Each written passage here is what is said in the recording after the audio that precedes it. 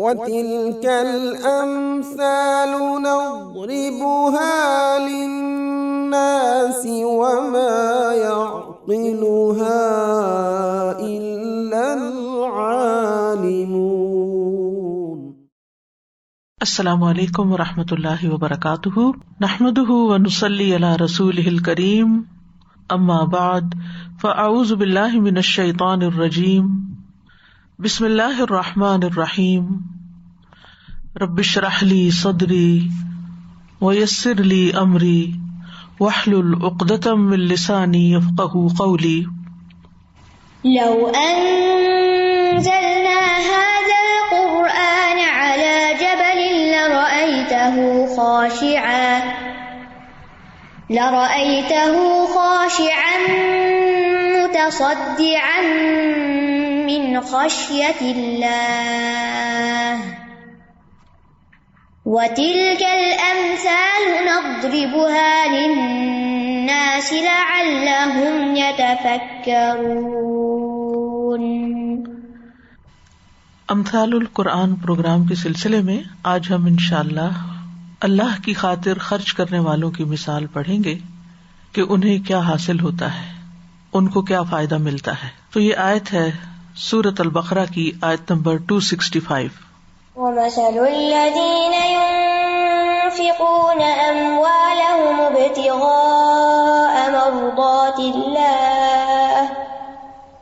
مرضات الله وتثبيتا من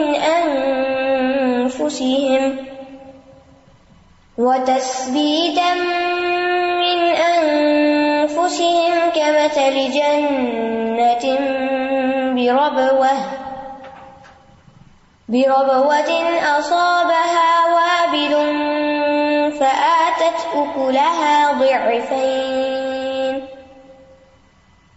فآتت أكلها ضعفين فإن لم يصبها وابل فطل والله بما تعملون بصير۔ اور ان لوگوں کی مثال جو اپنے مال اللہ کی رضامندی چاہنے اور اپنے دلوں کے جماؤ کے ساتھ خرچ کرتے ہیں، اس باغ کی مثال کی طرح ہے جو اونچی جگہ پر واقع ہو، جسے تیز بارش پہنچے تو اپنا پھل دگنا لائے، پھر اگر اسے تیز بارش نہ بھی پہنچے تو پھوار ہی کافی ہوتی ہے، اور تم جو بھی عمل کرتے ہو اللہ اسے خوب دیکھنے والا ہے۔ یہاں خرچ کرنے کے بارے میں تیسری مثال بیان ہو رہی ہے، اور یہ انتہائی حیرت کی بات ہے کہ ایک ہی صفحے کے اندر، ایک ہی جگہ پر اوپر تلے اللہ سبحانہ وتعالی صدقے سے متعلق 4 مثالیں بیان کرتے ہیں، تاکہ ہم صدقے کی اہمیت اور اس کے فائدے کو سمجھیں، اور صحیح طور پر صدقہ نہ کرنے کے نقصان کو بھی سمجھیں، اور اچھے صدقے کے فوائد کو بھی سمجھیں، کیونکہ مثالیں بیان ہی اس لیے کی جاتی ہیں کہ بات پوری طرح سمجھ میں آ جائے، اچھی طرح واضح ہو جائے۔ جیسا کہ ہم جانتے ہیں کہ اس سے پیچھے ہم نے آیت نمبر 263 میں ان لوگوں کے بارے میں پڑھا کہ جو لوگ اپنے مال اللہ کے راستے میں خرچ کرتے ہیں، پھر وہ جو خرچ کرتے ہیں اس کے پیچھے نہ احسان جتاتے ہیں اور نہ تکلیف پہنچاتے ہیں، تو ان کا اجر ان کے رب کے پاس ہے، ان پر نہ کوئی خوف ہوگا نہ وہ غمگین ہوں گے۔ تو اس سے یہ پتہ چلتا ہے کہ خرچ کرنے کی 2 حالتیں ہیں۔ ایک وہ حالت ہے کہ جس میں انسان صدقہ کرنے کے بعد احسان جتاتا ہے اور تکلیف پہنچاتا ہے، اور دوسری وہ حالت ہے کہ جس میں انسان صدقہ کرنے کے بعد نہ احسان جتاتا ہے اور نہ ہی تکلیف دیتا ہے۔ تو خرچ کر کے احسان جتلانے اور تکلیف دینے والے کے برعکس اللہ کی خاطر، اللہ کی رضا کی خاطر دینے والے اور اللہ سے اجر چاہنے والے کی مثال یہاں پر بیان کی گئی ہے کہ جو مال وہ خرچ کرتا ہے اس کی مثال کچھ اس طرح ہے کہ فَمَثَلُهُ كَمَثَلِ صَفْوَانٍ عَلَيْهِ تُرَابٌ فَأَصَابَهُ وَابِلٌ، آخر تک۔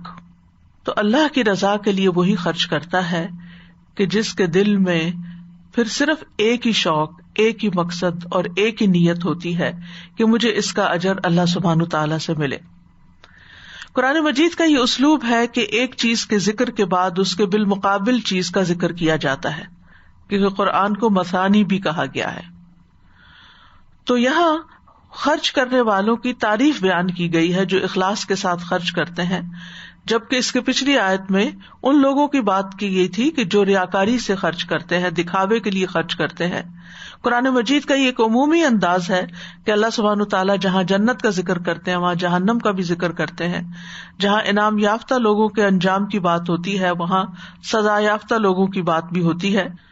تو آئیے ہم دیکھتے ہیں ذرا تفصیل سے کہ اس مثال کے الفاظ سے ہمیں کیا سبق ملتا ہے اور ان کے معنی کیا ہیں۔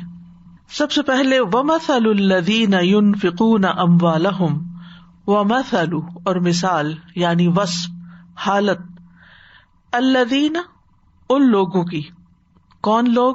يُنْفِقُونَ جو خرچ کرتے ہیں، اور یہاں فعل مضارع استعمال ہو رہا ہے، یعنی کرتے رہتے ہیں، صرف ایک دفعہ انہوں نے خرچ نہیں کیا، انفقوا نہیں، بلکہ ينفقون جو بار بار خرچ کرتے ہیں۔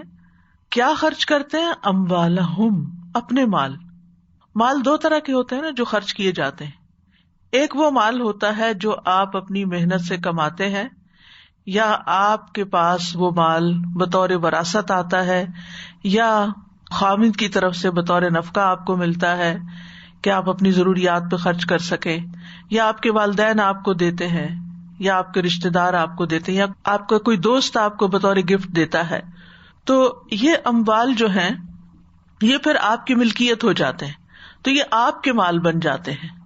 اور ایک وہ مال ہوتا ہے جو کسی کا ہوتا ہے، وہ آپ کے ہاتھ پہ رکھتا ہے کہ آپ اس کو اس کے بہاف پہ خرچ کر دیں، تو یہ اموالہم نہیں ہوتے، یہ کسی کا مال ہوتا ہے جو آپ اس کی نیابت کرتے ہوئے، اس کی مدد کرتے ہوئے، اس کے لیے کوئی راستہ تلاش کر کے آپ اس کو خرچ دیتے ہیں یا کہیں صدقہ کر دیتے ہیں۔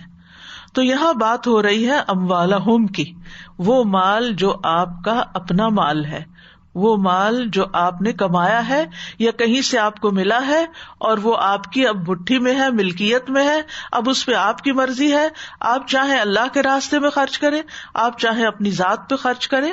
تو یہاں پر مطلقاً خرچ کرنے کی بات ہو رہی ہے۔ پیچھے کی مثال میں کیا بات آئی تھی؟ ينفقون اموالهم فی سبیل اللہ، کہ جو فی سبیل اللہ خرچ کرتے ہیں، اور یہاں پر بات ہو رہی ہے جو خرچ کرتے ہیں، یعنی چاہے خود پہ خرچ کرتے ہیں، اپنے اہل و عیال پہ خرچ کرتے ہیں، غریبوں پہ، فقیروں پہ، مساکین پہ، نیکی کے دیگر کاموں میں فی سبیل اللہ کہیں بھی خرچ کرتے ہیں، لیکن مال وہ ان کا اپنا ہوتا ہے۔ اور کیوں خرچ کرتے ہیں؟ ابتغاء مرضات اللہ، اللہ کی رضا چاہنے کے لیے، اللہ کی رضامندی کی تلاش میں۔ اس میں مفسرین نے ایک معنی یہ بیان کیا ہے کہ جب اللہ کی رضامندی کی تلاش میں خرچ کرتے ہیں تو اس سے مراد اہل دین میں سے جو لوگ اللہ کے راستے میں جہاد کرتے ہیں، جو لوگ اللہ کے راستے میں نکلتے ہیں، ان کی مدد میں خرچ کرتے ہیں۔ دوسرا، اطاعت کرنے والے مسلمانوں پہ خرچ کرتے ہیں، یعنی جو فرما بردار بندے ہیں اللہ کے، ان پر خرچ کرتے ہیں۔ عام طور پر آپ دیکھیں کہ جب آپ مال خرچ کرتے ہیں تو آپ اپنی دل کی رضامندی سے ہی کرتے ہیں، یعنی کوئی زبردستی نہیں کر سکتا آپ پر کہ آپ ضرور یہاں دیں۔ بعض اوقات ایسا ہوتا ہے کہ کوئی زبردستی کرتا ہے اور آپ بددلی سے کچھ نہ کچھ نکال دیتے ہیں، یعنی دل کی خوشی سے آپ نہیں کر رہے ہوتے، یا یہ کہ کوئی آپ سے چھین لے تو وہ اور بات ہے، یا کوئی جبرن زبردستی بلیک میل کر کے کسی نہ کسی طرح آپ سے ہتھیا لے۔ تو انسان جب بھی مال خرچ کرتا ہے تو اس کے دل میں کوئی نہ کوئی جذبہ یا خیال یا احساس ضرور ہوتا ہے کہ وہ کیوں کر رہا ہے، ایک سوچ ہوتی ہے۔ تو کبھی یہ سوچ ہوتی ہے کہ جس کو میں دے رہا ہوں وہ مجھے جواب میں عزت دے، تعریف دے، دعا دے، میری کیئر کرے، میرا بھی کوئی کام کر دے، میرے کام آئے، مجھے بھی فائدہ پہنچائے۔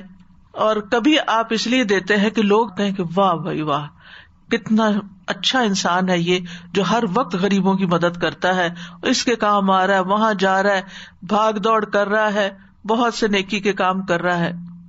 اور کبھی آپ کے دل میں یہ ہوتا ہے کہ مجھے صرف اور صرف اللہ کو راضی کرنے کے لیے خرچ کرنا ہے، لا نرید منکم جزاء ولا شکورا، نہ کوئی بدلہ چاہیے کسی بھی شکل میں، مانیٹری شکل میں یا کسی اور خدمت کی شکل میں، نہیں، کچھ بھی نہیں چاہیے کسی سے. اور وہ ان کا دل بالکل پیور ہوتا ہے، واقعی کچھ نہیں چاہتے، وہ کسی سے توقع ہی نہیں رکھتے، نو ایکسپیکٹیشنز، اور نہ تعریف چاہتے ہیں، نہ شکریہ کے الفاظ چاہتے ہیں، کچھ بھی نہیں چاہتے. پھر کیا چاہتے ہیں؟ ابتغاء مرضات اللہ، صرف اللہ کو راضی کرنا چاہتے ہیں، اللہ کو خوش کرنا چاہتے ہیں. کیونکہ اگر اللہ راضی ہو جائے تو ہر چیز انسان کے لیے اچھی ہو جاتی ہے. حتیٰ کہ اپنے گھر والوں پر بھی خرچ کرتے ہیں تو اللہ کی رضامندی کے لیے کرتے ہیں کہ میرے رب نے میرے اوپر یہ فریضہ عائد کیا، میں اس لیے کر رہا ہوں. یعنی بعض اوقات جو بالکل کلوز سرکل میں انسان خرچ کرتا ہے نا، کبھی اپنے بچوں پہ یا اپنے شوہر پہ یا اپنے بہن بھائیوں پہ، تو اس کے بعد اگر وہ آپ کی بات نہ مانے یا آپ کے ساتھ حسن سلوک نہ کریں یا آپ سے بات نہ کریں یا آپ سے ملنا نہ چاہیں، بعض بہن بھائی ایسے بھی ہوتے ہیں نا کہ آپ ان کے لیے بہت کچھ کر رہے ہوتے ہیں اور وہ آپ کو کبھی یاد نہیں کرتے سوائے اس وقت کے جب ان کو آپ سے کوئی ضرورت ہوتی، تو پھر اس وقت آپ کا دل تنگ بھی ہوتا ہے. آپ سوچتے ہیں کہ یہ کیسے لوگ ہیں، یعنی آپ ان کا میسج دیکھتے ہی، ان کا نام دیکھتے ہی آپ کو اگر پھر کوئی ضرورت ہی ہوگی تو یاد کیا، ویسے تو یہ یاد کرنے والے نہیں. یعنی کچھ نہ کچھ دل میں، یا کوئی پاس بیٹھا ہو تو اس کو اونچا بول کے سنا دیتے ہیں یا کچھ نہیں، ایسا کچھ بھی نہیں. جب ایسے کوئی تکلیف والی بات دل میں آئے تو فوراً ہی کہتے ہیں کہ نہیں، میں نے تو یہ صرف اور صرف اللہ کی رضا کے لیے کیا، الا ابتغاء وجہ ربہ الاعلی، اپنے رب کا چہرہ چاہنے کے لیے کیا ہے، مجھے تو کسی سے کچھ نہیں چاہیے، حتیٰ کہ اس کی کوئی کیئر، کوئی لونگ جیسچر، کچھ بھی نہیں، نتھنگ، وہ کچھ بھی نہیں کرتا، اور اگر وہ ضرورت مند ہے تو میں پھر بھی کروں گا. اور دوسرا وَتَثْبِيتًا مِّنْ أَنفُسِهِمْ، اپنے نفس کی ثابت قدمی کے لیے. ایک معنی یہ کیا گیا کہ اپنے نفسوں کو یقین کی قوت پر اور دین کی مدد میں ثابت قدم رکھنے کے لیے، یعنی ہمارا مزید یقین بڑھتا جائے. اور تثبیت کا معنی تثبت بھی لیا گیا ہے، یعنی ثابت قدم رہنا. جیسے اللہ تعالیٰ کا فرمان ہے وَلَوْ أَنَّهُمْ فَعَلُوا مَا يُوعَظُونَ بِهِ لَكَانَ خَيْرًا لَهُمْ وَأَشَدَّ تَثْبِيتًا، اگر وہ واقعی اس پر عمل کرتے جو انہیں نصیحت کی جاتی ہے تو یہ ان کے لیے بہتر اور زیادہ ثابت قدم رکھنے والا ہوتا. یعنی جب انسان نیکی کا کوئی کام کرتا ہے تو اس کے نتیجے میں اس کو ثابت قدمی حاصل ہوتی ہے، وہ دین پر اور جم جاتا ہے، وہ دین کے راستے پر اور خوشی کے ساتھ چلتا چلا جاتا ہے. یعنی ہر نیکی ایک اور نیکی کو دعوت دیتی ہے، ایک نیکی دوسری نیکی کا راستہ کھول دیتی ہے. ایک نیکی کرنے کے بعد دل کے اندر سے ایک جھجک نکل جاتی ہے اور انسان کے اندر ایک بہادری آتی ہے اور انسان اگلا قدم اٹھا لیتا ہے. نیکی کرنے کے بعد، صدقہ کرنے کے بعد آپ کے اندر جو خوشی آتی ہے وہ آپ کو مزید پختہ کرتی ہے کہ یہ میں نے جو کیا صحیح کیا اور آئندہ بھی کروں گا. تو وہ صدقہ دینے میں بھی ثابت قدم رہتے ہیں، دیتے چلے جاتے ہیں، یعنی صدقے پر جماؤ اختیار کرتے ہیں. ایک دفعہ صدقہ دینے سے ان کو مزید صدقہ دینے پر اطمینان نصیب ہوتا ہے اور صدقہ دیتے ہوئے مطمئن ہوتے ہیں کہ ہم اچھا کام کر رہے ہیں. شرح صدر کے ساتھ دیتے ہیں، خوش دلی کے ساتھ دیتے ہیں، دل کے اطمینان کے ساتھ دیتے ہیں کہ ہم کوئی غلط کام نہیں کر رہے. کیونکہ آپ دیکھیے جب بھی آپ نیکی کرتے ہیں نا تو اس میں کئی قسم کی نفس کے اندر سے رکاوٹیں آ جاتی ہیں. پتہ نہیں یہاں لگتا بھی ہے یا نہیں، پتہ نہیں یہ ڈیزرونگ بھی ہے یا نہیں، پتہ نہیں یہ صحیح کام کرے گا بھی یا نہیں، کہیں یہ میرے پیسے کھا تو نہیں لے گا جو بیچ والا بندہ جس کے ذریعے آپ دے رہے ہیں. یعنی 100 طرح کے وہم اور 100 طرح کی باتیں آپ کے ذہن میں آتی ہیں، لیکن آپ ان سب کو ایک طرف کر کے آگے بڑھ جاتے ہیں جس سے آپ اپنے فیصلے پر ثابت قدم رہتے ہیں. ایک معنی یہ بھی کیا گیا کہ صدقات دینے میں تحقیق کرنے والے ہیں، یعنی وہ سوچ سمجھ کے دیتے ہیں کہ کہاں دے، کہاں زیادہ منافع ملے گا، کہاں خرچ کرنا زیادہ بہتر ہے. پھر یہ کہ اللہ سے اجر کی نیت کرتے ہیں. ابن عباس نے اس کا یہ معنی بیان کیا، یعنی اللہ کے ہاں اپنے نفسوں کے لیے اجر کی نیت کرتے ہوئے دیتے ہیں. ایک معنی یہ ہے کہ دل کی خوشی سے مال کی زکوٰۃ دینے والے ہیں کیونکہ انہیں ثواب کا یقین ہوتا ہے. اور وہ اللہ کے وعدے کی تصدیق کرتے ہیں. وہ جانتے ہیں کہ جو زکوٰۃ وہ نکال رہے ہیں وہ ان کے لیے اس مال سے بہتر ہے جو وہ اپنے پاس چھوڑ رہے ہیں. یعنی ایک وہ جو اپنے پاس انہوں نے رکھا اور ایک وہ جو نکالا، تو وہ سوچتے ہیں کہ یہ بہتر ہے جو نکال رہا ہوں اس سے جو میرے پاس رہ گیا. جیسے کہ وہ ایک حدیث میں بھی آتا نا کہ نبی صلی اللہ علیہ وسلم کے گھر میں بکری ذبح ہوئی تو آپ نے پوچھا کیا کچھ بچا، تو انہوں نے کہا ہاں دستی کا گوشت بچا، تو آپ نے فرمایا کہ نہیں، وہ جو تم نے دے دیا وہ بچا ہے. تو نعم البدل کا یقین ہوتا ہے ان کو کہ اللہ سبحانہ وتعالیٰ اس کا بدلہ دے گا.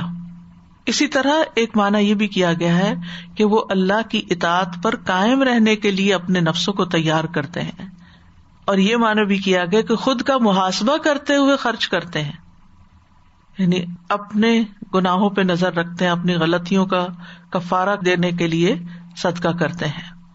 اسی طرح بہت سوچ بچار نہیں کرتے اور ثواب پہ شک نہیں کرتے، یعنی ثواب کی تصدیق، تثبیت بمانا تصدیق اور یقین، یعنی وہ تصدیق کرتے ہیں کہ واقعی یہ سچی بات ہے کہ اللہ کے راستے میں دینے سے فائدہ ملتا ہے، اور پورا پورا یقین رکھتے ہوئے دیتے ہیں. یعنی پہلے اپنے دل کو جماتے ہیں، تسلی دیتے ہیں، پھر خرچ کرتے ہیں، اور پھر ثواب میں شک نہیں کرتے. اصل میں خرچ کرنے میں دو بڑی رکاوٹیں آتی ہیں نا. ایک یہ ہوتا ہے کہ انسان متردد ہوتا ہے یا ثواب میں شک و شبہ ہوتا ہے، دوں کہ نہ دوں، اتنا دوں یا اتنا دوں، وہ جو ڈاواں ڈول ہونے والی کیفیت ہے. اور دوسرا یہ ہے کہ پتہ نہیں اس پہ ثواب ہوگا کہ نہیں، یہاں دینے کا کچھ فائدہ ہوگا کہ نہیں. تو یہ جو نفس کی رکاوٹیں ہیں اندر ہی کی انسان کے، بعض اوقات باہر سے بھی لوگ مل جاتے ہیں رکاوٹ ڈالنے والے، وہ آپ کو طرح طرح کے مشورے دیتے ہیں کہ آپ ریاکاری کر رہے ہیں، آپ اپنے بچوں کو بھی دیکھیں، آپ فلاں چیز بھی دیکھیں، آپ اپنا ہاتھ روک کے رکھیں.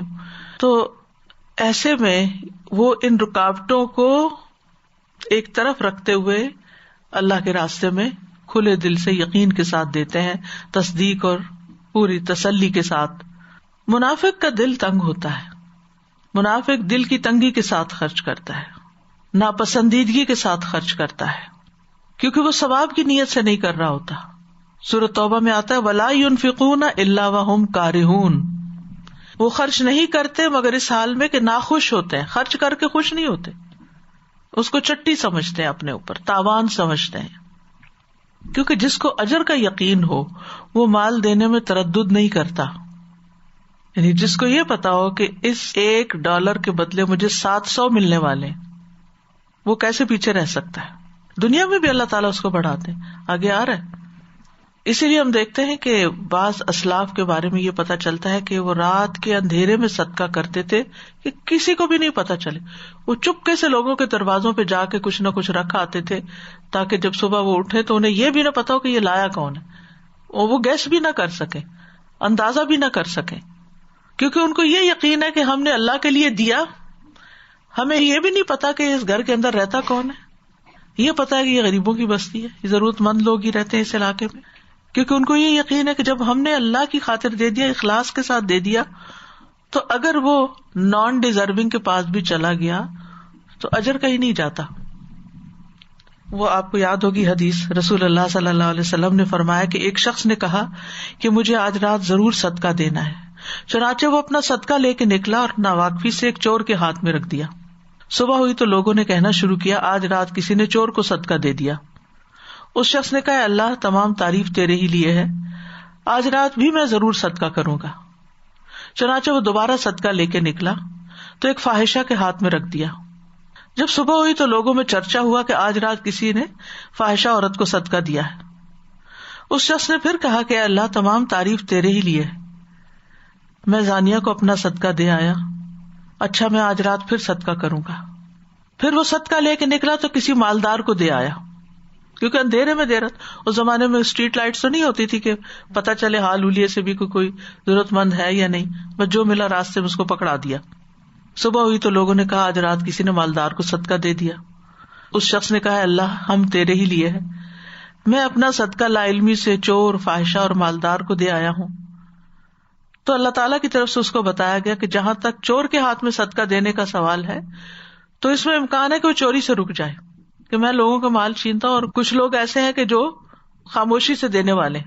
اسی طرح فاحشہ کو صدقہ کا مل جانا اس بات کا امکان ہے کہ وہ زنا سے رک جائے، کہ وہ پیسوں کی خاطر زنا کرتی ہے تو اس کو اللہ نے ایسے دیا تو وہ غلط کام چھوڑ دے. اور مالدار کے ہاتھ میں دینے کا کیا مطلب ہے؟ کہ اسے عبرت ہو کہ جو اللہ نے اسے دیا ہے وہ بھی خرچ کرے، وہ صرف لینے والا ہی نہ ہو، دینے والا بھی ہو.